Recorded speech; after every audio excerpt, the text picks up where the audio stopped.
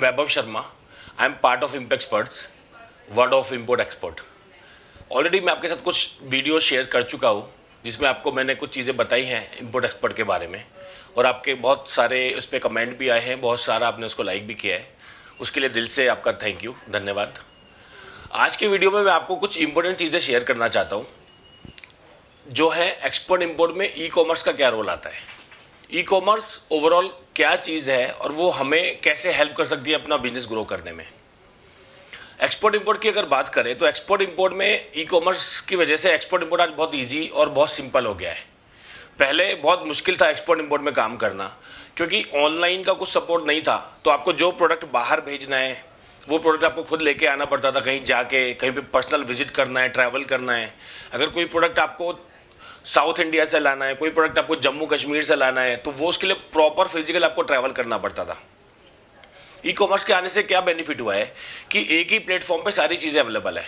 बहुत सारे online market place हैं, ऑनलाइन प्लेटफॉर्म्स हैं, वहाँ पे आपको सारे प्रोडक्ट एक जगह पे अवेलेबल है। तो वहाँ से आप उनके कोटेशन ले सकते हो। B2B प्लेटफॉर्म है बहुत सारे, वो जो ई कॉमर्स मॉडल पे काम करते हैं। तो आप बहुत सारी चीज़ें बाहर से भी इंपोर्ट कर सकते हो, बहुत सारी चीज़ें डोमेस्टिक भी आप मंगा सकते हो। तो आपके डोर पे वो सब चीज़ें डिलीवर होती है। तो आपको यहाँ से उठ के अपने ऑफिस से बाहर निकल के कहीं जाने की ज़रूरत नहीं है। तो वो डिपेंडेंसी आपकी ख़त्म हो गई। दूसरा, आप प्राइस कंपैरिजन कर सकते हो। आप ऑनलाइन कोटेशन लेके बहुत सारे लोगों से आप चेक कर सकते हो कि कौन सी क्वालिटी अच्छी आपको मिलती है और जो बेस्ट प्राइस पे आपको मिलती है वो आप फाइनल कर सकते हो। ये सारे बेनिफिट के होने से क्या हुआ कि आपकी सोर्सिंग बहुत ईजी हो गई, आपकी सोर्सिंग बहुत सिंपल हो गई, और आप सोर्सिंग अपने ऑफिस में बैठ के भी कर सकते हो एक बेस्ट में बेस्ट प्राइस पे। अब उसको आगे भेजना, उसको एक्सपोर्ट करना, वो एक पूरा प्रोसीजर है जो हम लोग ऑलरेडी शेयर कर चुके हैं आपके साथ में। आज का टॉपिक ई कॉमर्स है, तो ई कॉमर्स पे हम लोग फोकस रहते हैं। सोर्सिंग हो गया, उसके बाद आपको ई कॉमर्स में और क्या क्या बेनिफिट मिलते हैं। सोर्सिंग एक बहुत बड़ा बेनिफिट हो गया।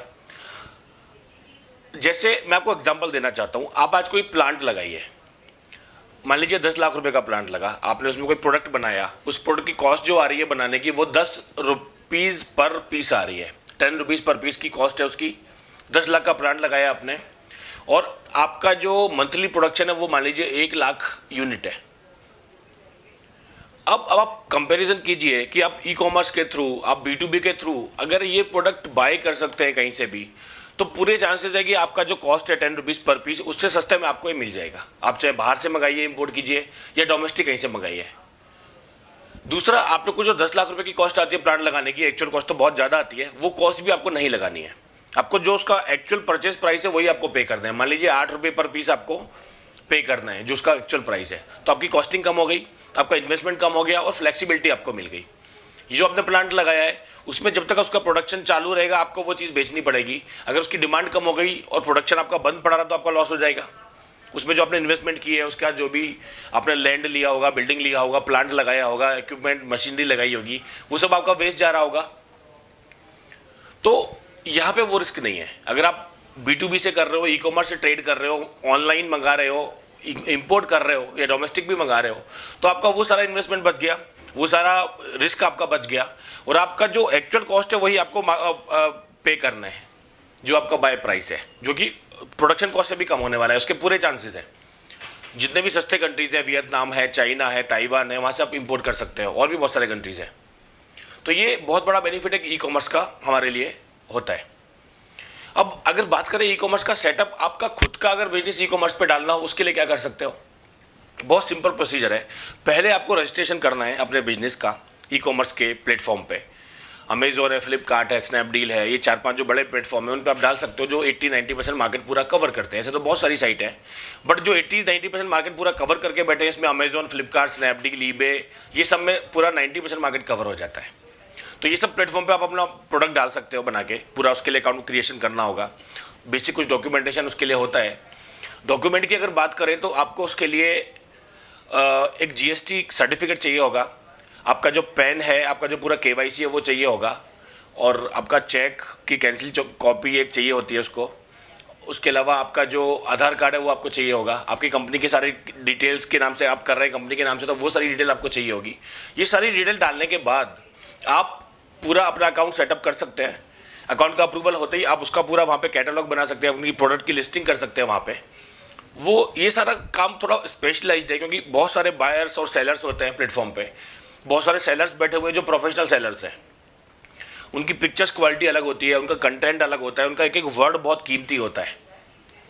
तो जो लिमिट आपको वर्ड की दी होगी, इसमें एक एक वर्ड इतने अच्छे से ध्यान से लिखना होता है। तो ये पूरा एक स्पेशलाइज्ड प्रोसेस है, बट आप खुद भी कर सकते हो, आप उसमें किसी की हेल्प भी ले सकते हो। हम लोग खुद इसमें बहुत सारी हेल्प करते हैं। हमारा खुद का एक ई-कॉमर्स का प्रोग्राम चलता है पूरा।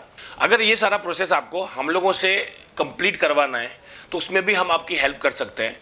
ये पूरा कैटलॉग बना के हम आपको देते हैं, पूरा अकाउंट आपका सेटअप करके हम लोग दे सकते हैं। उसके बाद आपकी प्रोडक्ट की पूरी लिस्टिंग भी हम लोग कर सकते हैं, और उसके बाद पूरा अकाउंट कैसे मैनेज करना है वो हम आपको पूरा गाइड कर सकते हैं। तो ये काम आप करेंगे तो आपका पूरा अकाउंट सेटअप करने के बाद उस पर आपका सेल्स चालू होगा, आपका बिजनेस चालू होगा। और रात को दोस्तों आप तो 11, 12, 1 बजे आप सो जाओगे, बट आपका अकाउंट रात को भी चल रहा होगा। वहाँ पे 12 बजे कोई सेल होगी, वहाँ पे 1 बजे कोई सेल होगी। आपको अच्छा लगेगा कि हाँ, मेरा अकाउंट रात को भी काम कर रहा है। 24/7 that account is working for you. तो ये दोस्तों, this is the beauty of the game, this is the beauty of e-commerce. तो ये आज की डेट में बहुत ज़रूरी हो गया है कि हम ये सब चीज़ों को समझें, टेक्नोलॉजी को समझें और उसके साथ मिलकर काम करें। Thank you so much. आज के लिए इतना ही। मैं नेक्स्ट वीडियो में कुछ और अच्छी चीज़ आपके लिए लेके आऊँगा। Thank you so much.